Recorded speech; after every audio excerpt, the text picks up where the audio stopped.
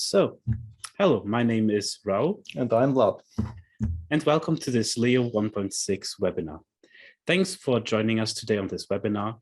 And today we're going to show you the new features that we have on the Artec Leo on this new update 1.6. And of course, show you how you can actually use them in your own presentations, on your own use cases, and also how helpful they are. For that, we also are going to, more at the end of the webinar, have a small demonstration on how to do that. Of course, this webinar will be recorded, and you will be able to see this webinar again at the end of this event. So let's start. Okay, so let me share my screen with you.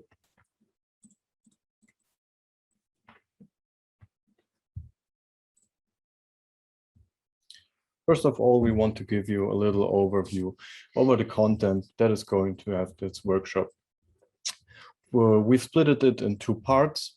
First, we will show you all the new features you have in Leo 1.6, and then we will show you how to scan with the Leo, upload it directly over the Leo to cloud, and then process it there.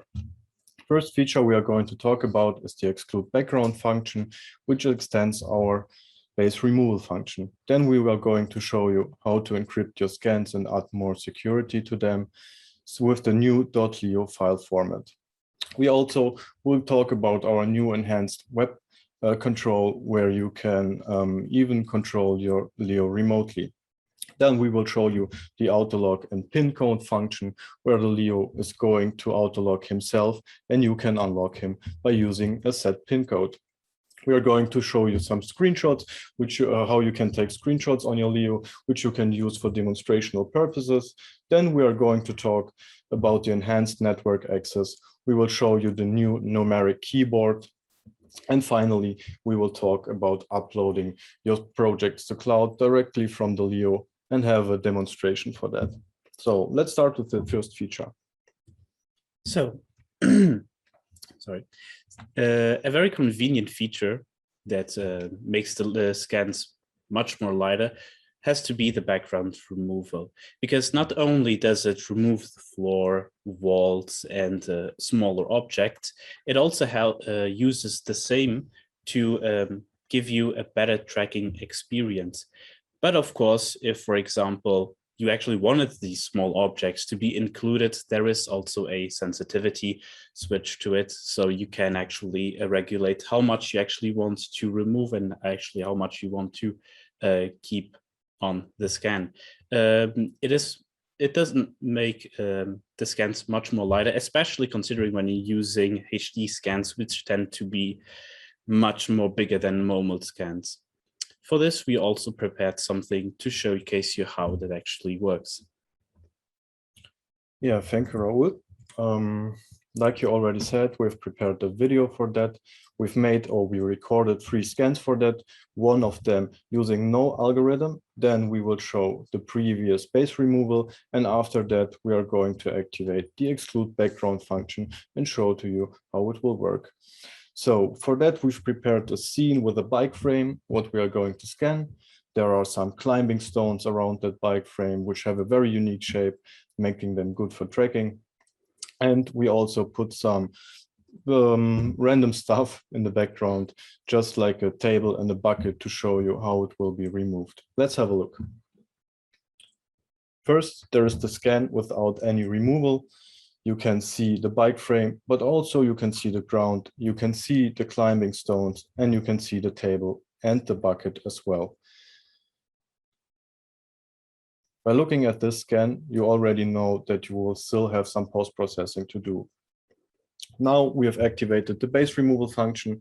Here you can already see that the ground is removed, but still you see the stones, you see the table, and you see the bucket, which will not be removed, and you have to do it also in Artec Studio later. Now we are going to show you how to activate the exclude background function. You can find it under the settings of your Leo, going to the scanning tab, and here we are going to activate the exclude background function as well as the adjust background sensitivity. Scanning now, you already can see that the ground is gone. There is no table anymore, no bucket, just a few stones are left.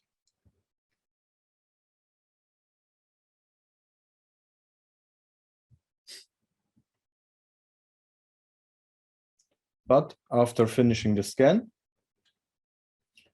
you will see that you can adjust the sensitivity and remove even the stones that are left.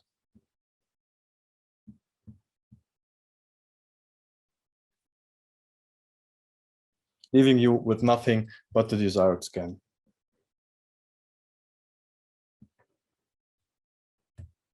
Something that we also think is very important, especially for our customers, is the data protection, which is now possible with the .leo format.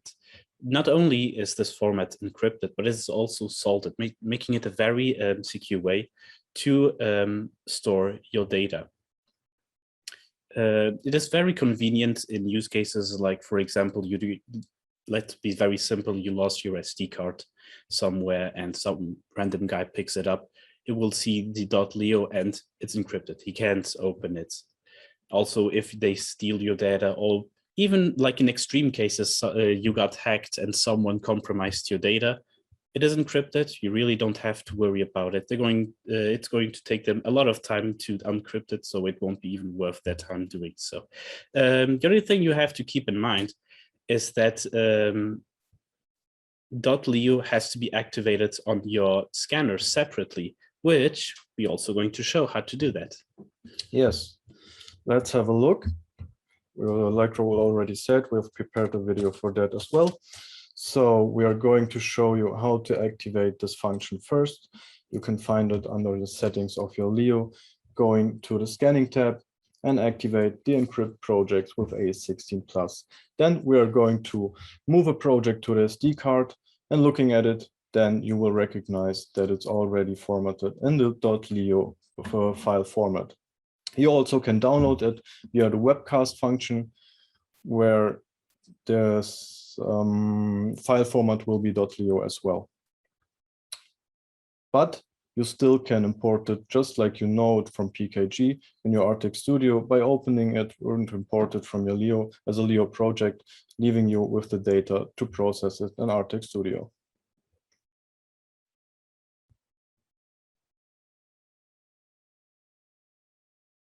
I also forgot to mention, just with the .leo format, it's also the only way where you can actually export HD data using the microSD, the webcast functionality, and the upload to cloud functionality. So yeah, let's move on to the next topic. Something that our developers always actually doing a really good job at making new features and improving the already existing ones. Same thing with the enhanced web control, which now you can use to start and stop your scanner, look at your project, delete them, some project or even individual scans. And of course, you can download here again your projects with it. But keep in mind, if you want to download HD scans, you have to enable the .leo file format, which is very simple to use and activate, as we've seen before. We also prepared something visual to show you how to use it. Yes, before we're going to look at it, please imagine you want to show your customers a demonstration of your Leo. It's hard to do it on the little screen of it, so the web control function is a really enhancement at this, because you can stream it on a big screen and just show it there, and you don't have to use the Leo for it. So the screen of the Leo, I mean. Let's have a look how you can activate the web control function. I'm going to Settings, Network tab here. Activate the cast screen to browser function and the allow control function. You will see the IP address of the Leo, which you can type in your browser. After that, you will see the UI, and then project, you will see the project overview of all projects that are currently saved on the Leo. And from here, you can even start a new project. Please note, while doing this, on the bottom right corner, the Leo will start a new scan, controlling it remotely. Let's move back. Of course, you can have a look on all the projects that are currently saved on the Leo. For that, you just have to click on one. And then you see all the scans that belongs to that project. Opening it, please note on the bottom right corner, Leo will open it up as well, and you can view the scans and even add some new data to them, starting to scan.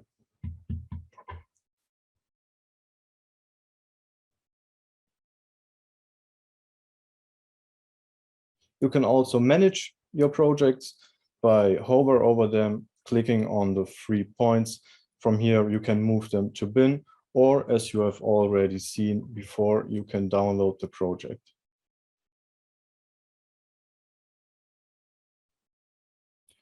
From there, you can just go to your Artec Studio, under File, Import, Leo project, and import your project to view it and process it on.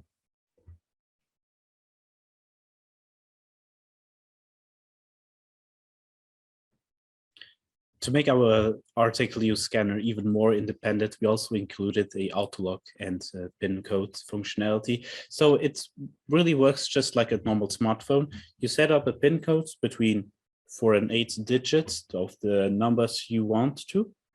And yeah, that's it. After some, you can even define after how many minutes you actually want to autolock it. So it can be from 1 minute to 60 minutes, if I'm not wrong. Plus going to explain it anyway. So, and of course, even if you forget your PIN code, that's no problem. You can just put in the password of your My Artec account and set a new PIN code, hopefully one that you will remember. For this, we also have some visuals. So first of all, we are going to set the autolock function, which you can find under the scanning tab. For demonstrational purposes, we will set it here for 1 minute, but you can set it up to 60 minutes. Then we go to advanced and set up the PIN code. I use 4 digits here, but you can use from 4 to 8. After that, we can wait for 1 minute and the Leo will lock himself. The only way to unlock it now is to use the PIN code you have set, and then you can use your Leo again. Talking about mobile devices, one feature that me and you obviously use every day on smartphones is the screenshot functionality. The same thing with this in Artec Leo. So now you can just simply take screenshots with your Artec Leo. It's very simple. You just have to push the 2 only buttons on the device, and that's basically it. You make the screenshot. You just have now to go to the settings, move it to the SD card, and put the SD card inside of your laptop. And yeah, that's how simple it actually is. You can use it for news articles, presentations, or something that for us, for example, in support is very helpful. Send us screenshots of problems and issues that you are having or your customers are having. So it's actually a very neat functionality. Thank you, Raul. So let's have a look how you can take a screenshot and look at it. As Raul already said, you have to press both buttons simultaneously, and the Leo will inform you that the screenshot has been taken. Then you can move to your settings and go to the function, move the screenshots to SD card. You also will see how many screenshots has been taken yet and how many don't have been moved to the SD card. However, using it on the machine, you will, I'm sorry. You can see the screenshot, and then please note that the screenshot has the name of the date and the time that has been taken. Exactly, thanks. Mm-hmm. Well, while making the Leo a better device on itself in hardware and software aspects, we also had to actually make the infrastructure it's using, the internet and servers, better. So that's what he actually did. Instead of having just one server doing all the heavy lifting, we put multiple servers having some load balancing, and yeah, so you can actually connect from anywhere to the servers and always expect the same quality of connection, provided, of course, that you have a good internet connection. You might use that, for example, for software updates. Speaking of which, even now it's also a new functionality. Even if you mess up your software update for some reason, I don't know, lightning struck your house and you left with no internet connection, you can always roll back your software update, so you don't have any issues in that sense. Also, something that has been long anticipated is the IPA and SDK functionality, which is actually very convenient for your customers, because in using these tools, the only limit is really just your imagination, because you can start the scanner, stop the scanner, change the settings between the scans, looking at the status of the scanner, looking at the temperature of it. It's just like a cherry on top of the Leo, because now you can, let's imagine you have it on a conveyor belt and a robotic arm. With your application that you're designing for it, since it's now compatible with Leo, you can control it how you want it, when you want it, and also always check the temperature just to make it a really good scan and use it for your use case. We've also added a numeric keyboard. You all know the normal keyboard of the Leo, which takes up half of the display from the Leo. So sometimes it's unnecessary to use the letters or the signs, and you just want to have the numbers. That's why we've added a numeric keyboard, which is smaller, much smaller than the normal one. And you have only numbers there. So if you have an option where only numbers are required, that is a better way to use it. Also, we have improved the notifications that the Leo will give you.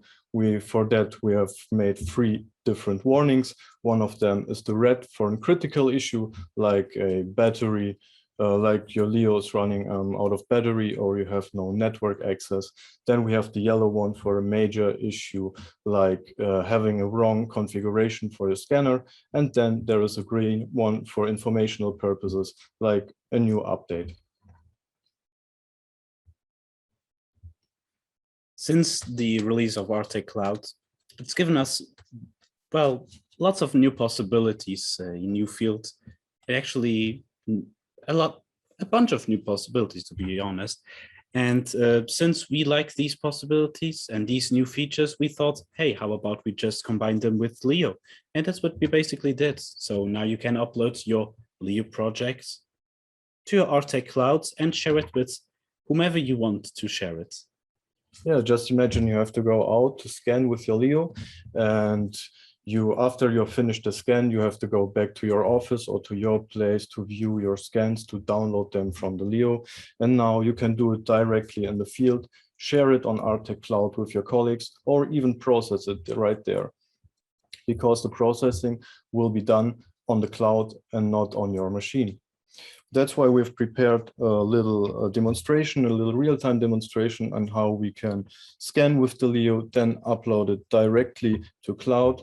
And from there, we are going to post-process it to show you the final fusion, the final result. So we go then over to our lovely assistant, Anna, our colleague. Thanks, Anna, for helping us with this one. Thank you, Raoul.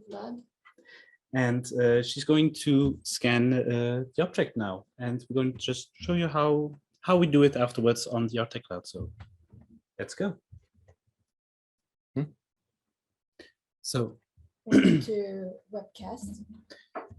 we're also going to show it to you in real time what's Anna scanning. Just a minute. Okay. You have to start.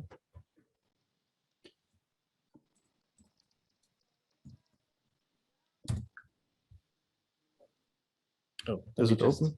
Let me just see. Look at something that seems to be an issue.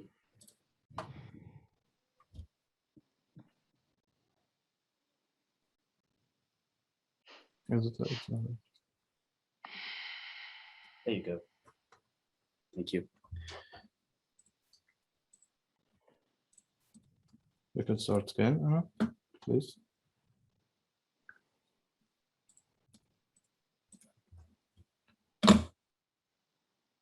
There you go.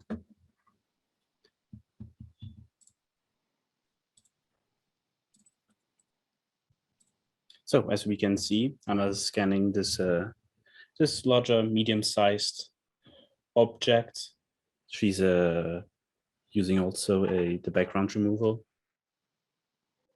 to make the scans obviously lighter, and to use this feature in combination with the project optimization, you really much get a smaller object, smaller project, which, you know, it can be sometimes difficult to handle large HD scans. That's why using these two features is really going to help you with not having two large objects for your desktop device. Also, it's a bit of a shiny object. That's why we spray painted it a bit to make it also easier to scan.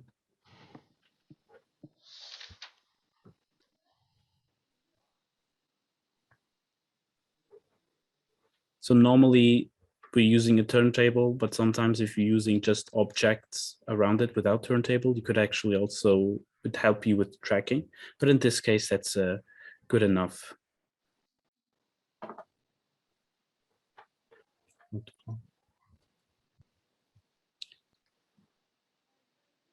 It's also just very, very practical to, once you scan it, once you're done scanning, to upload it to cloud and working on it. It's like doing some minor stuff. The cloud processes it for you and you just leave it there on the cloud and you go do whatever you want to go doing.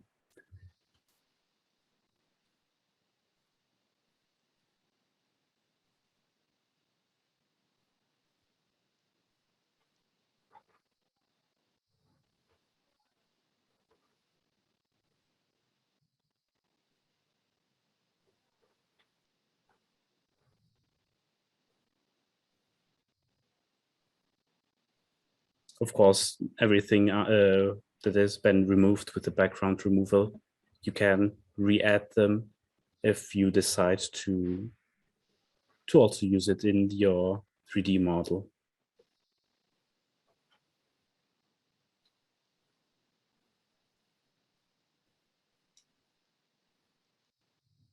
So that's it. Nice. Upload to cloud. Let's just upload it into cloud. Ждем.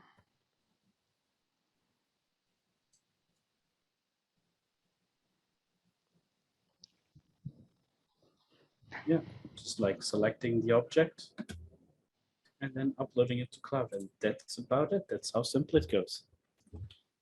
Thank you, guys. Thank you too, Anna. Anna.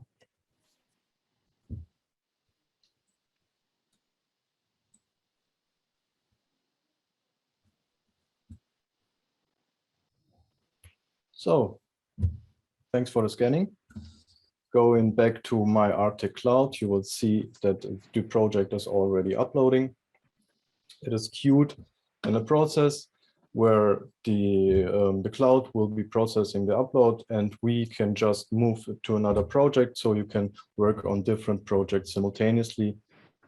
Here is about, we can look what the estimated time will be to upload it. It takes up a certain time before it comes, but we've measured it and it will be about 10 to 15 minutes. So we don't want to make you wait 10 to 15 minutes. That's why we've already updated a similar project, which we are going to show you and process it. You can view your projects just by clicking on them. Then, as you know it from Artec Studio, you can view your scans like once or all together. You can zoom and move around. And rotate it. And rotate it, of course. So what we are going to show you now is what the normal workflow in Artec Studio was to get a fusion. We would first just clean our scan a little bit with the eraser function. Let me just get rid of this bar, which is Good for me. So you can use the eraser function to get rid of some things of some unnecessary things like noise. Then you would normally start to align your scans, which already done here, but we can show it as well. You can just use the normal points where you just set some points that are in common to align your scans together. Then you would prepare your scan by global registrating it with the normal settings you can do in Artec Studio as well. So after that, you would start to make your fusion. You can choose from sharp, smooth, or rough fusion, and then set a hole filling algorithm. But what's more interesting for us and what we wanted to show you today is how you can even make it much more easier by using the autopilot function. So you can go from here to the autopilot function, say that you want to scan, that you want to select all your scans which you're working with, and then start the process. You will have some to answer some questions about the geometry quality. Let's have a look on this photo here. So do you have a good geometry? Is it a rich one or even a unique one? Or do you have a bad geometry? What means do we have some flat surfaces like a cube? The texture quality was good. The object size, like was already said, is about 25 to 30 centimeters, what we consider as a medium-sized object. The surfaces are not hard to scan. That means they're not really shiny or black. Opening the advanced tab here, we can set our hole filling algorithm. Let's go with watertight here. The model resolution obviously depends on the max error after global registration. So you can set it on your own by setting a value, but we are going to set it on auto because Cloud knows which number you should use. After that, you can set the polygon count, which is a mesh simplification, and the resolution of your texture, which will stay on auto here as well. Now we have the option to edit it, what means we can use the eraser to get rid of some unnecessary things we don't want to have in our scan. And after you have done that, you can go to the next step where you can start the alignment. Please notice that on autopilot, you can only use the auto alignment, but you also can go back to manually align your scans and then come back to the autopilot function. Nevertheless, you still can use the auto alignment, which gives you a quite good result, a really good result, what we have already tested. And then you can go to the final, step where the process is going to begin. It will be queued in the process as well. And there will be an estimated time. For us, it took always something about 7 to 12 minutes. Sometimes it's faster. But we want to show you the final result here by going to another project. So it's exactly the same project. We just copied it and processed it already to show you how the final fusion looks like. Very good, as you can see. And from here, you can export your mesh model using the most common file formats like OBJ, STL, and PLY. So yeah, basically that's it for our demonstration. So yeah, we would like to kindly ask you to address some questions. And yeah, thank you very much for listening. yeah, thanks for listening.